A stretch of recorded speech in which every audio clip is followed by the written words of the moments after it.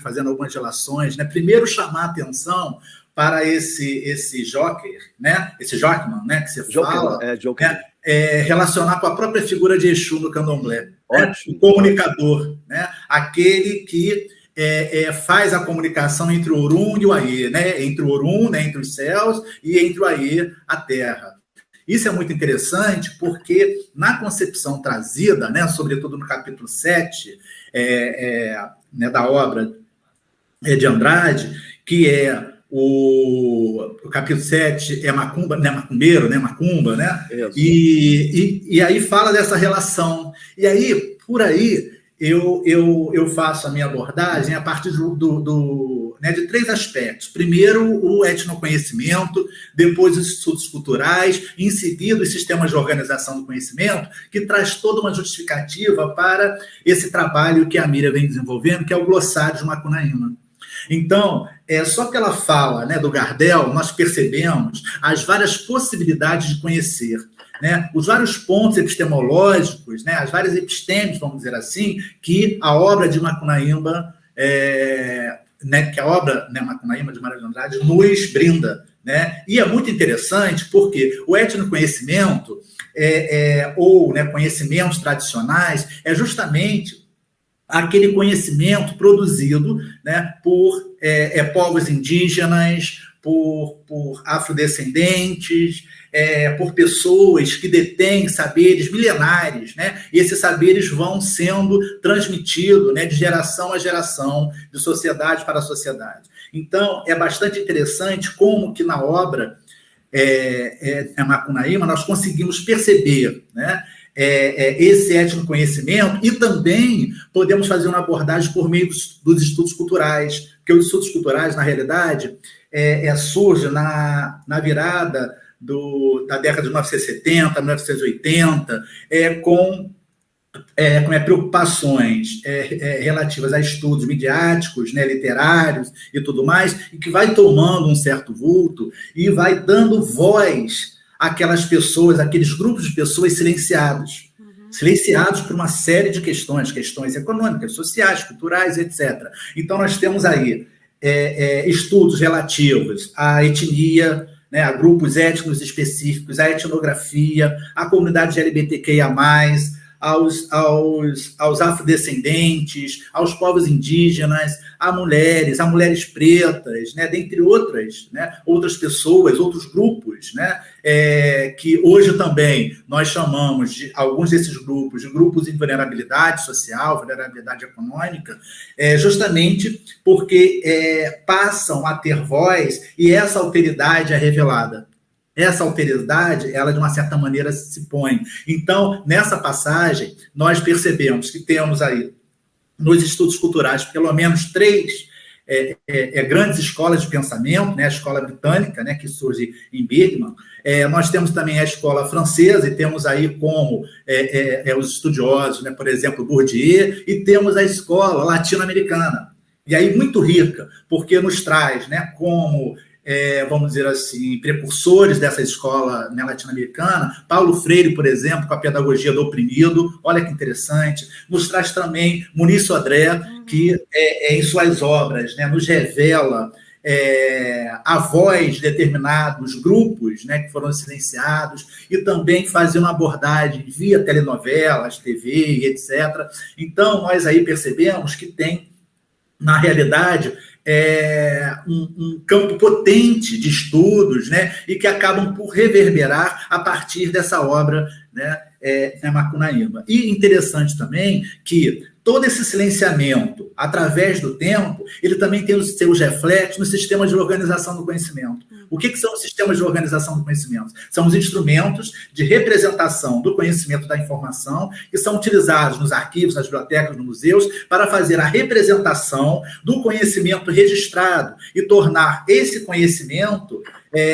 possibilitar que esse conhecimento possa se relacionar com outros conhecimentos já produzidos pela humanidade. E quando nós olhamos para determinados sistemas de organização do conhecimento, por exemplo, um esquema de classificação que nós utilizamos nas bibliotecas brasileiras, classificação decimal de Dewey, quando nós chegamos na classe religião, na classe 200, nós percebemos nitidamente que que aí, assim, ó, o que é a classificação decimal de Dewey? Ela organiza o conhecimento em 10 grandes classes: 000, generalidades, 100, filosofia, 200, religião, 300, ciências sociais, 400, linguagem, 500, ciências puras, exatas, 600, ciência e tecnologia, ou ciências aplicadas, 700, arte, esporte, 800, literatura, 900, geografia, biografia e história. E aí, quando nós olhamos para a classe 200, na classe 200 nós temos, de 210 a 280, apenas as religiões cristãs. Na classe 290, mas claro, o criador desse esquema de classificação, desse sistema de organização do conhecimento, americano, né, de formação religiosa protestante, então dá voz, né, em 9 classes ao cristianismo. E as outras religiões acabam por serem silenciadas, entre aspas, né, numa classe que é a 290, onde todas as outras religiões elas estão representadas, né, 291, 92, 293, 290, e 299, nós temos as religiões matrizes africanas. E aí, fazendo uma outra relação, o que ocorre? Esse conhecimento produzido, né, esse etnoconhecimento produzido, ele acaba por ficar silenciado também nas estantes, nas bibliotecas. Por quê? Porque eles ficam num grupo pequeno, ficam armazenados ali num grupo pequeno, quer dizer, uma pequena fatia, né, de conhecimento que de um tempo para cá tem recebido uma atenção mais especial. E aí, nesse sentido também, nós fazemos a relação com o capítulo 7, né, de Macunaíma, onde nós encontramos ali, de uma certa maneira, a macumba, e aí a macumba, sem distinção, é como se colocasse, né, no mesmo saco macumba, umbanda e candomblé. E aí temos a figura da mãe de santo como uma feiticeira. Na realidade, uma polaca. Isso. E aí nós temos, né, de uma certa maneira, essa demonização também da mãe de santo, né, como uma feiticeira, e temos também a demonização dos orixás, sobretudo de Exu. Esse Joknon, né, que o Gardel estava, né, se referindo, é muito interessante quando nós fazemos essa relação, porque em Macunaíma, Exu é a pura maldade. Ele é o brincalhão, é o galhofeiro, mas ele é a pura maldade. Quando, na realidade, no panteão dos orixás, né, nas religiões de matrizes africanas, Exu é o primeiro orixá a ser cultuado.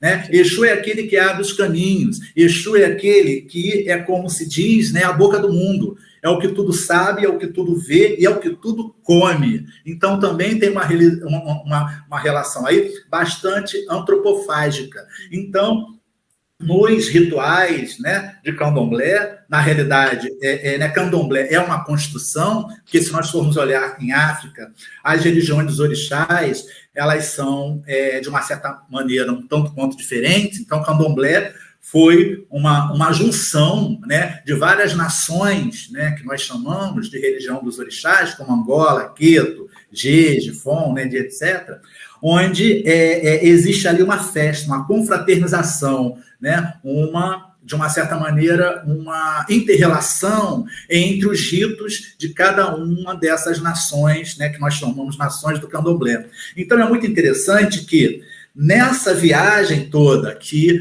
Macunaíma faz, de uma certa maneira, ele passa por todo o país e vai, de uma certa forma, coletando as identidades étnicas, as identidades para formar o nosso nacionalismo, vamos dizer assim, né? Para formar a nossa identidade nacional. E, nesse sentido, ele vai parar, né? Acho que depois de estar num bordel em São Paulo, né, porque ele tinha também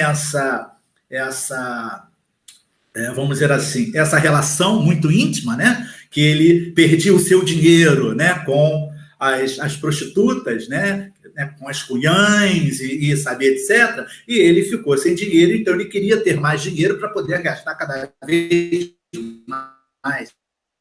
Ele pedia, né, esse dinheiro para fazer essas né, calhofagens, essas farras. E aí é que está o interessante, que aí numa dessas viagens ele chega ao Rio de Janeiro, ele vai até a casa da tia Seata, aí a gente tem a relação, né, de Macunaíma com né, as religiões matrizes africanas, no caso o candomblé, e o samba. Porque é na casa da tia Seata, na Praça 11, é que nasce, vamos dizer assim, o samba carioca. E também faz a relação, não só com o ritmo, né, do samba, mas também a partir, aliás, dos atabaques, né, rumpilê, né, que são os atabaques utilizados, né, nas manifestações das religiões de matrizes africanas. E é interessante como ali, naquele ambiente, a mãe Seata é a feiticeira, né? Tia Seata é a feiticeira, porque ela é a mãe de santo, e é onde, de uma certa maneira, Macunaíma faz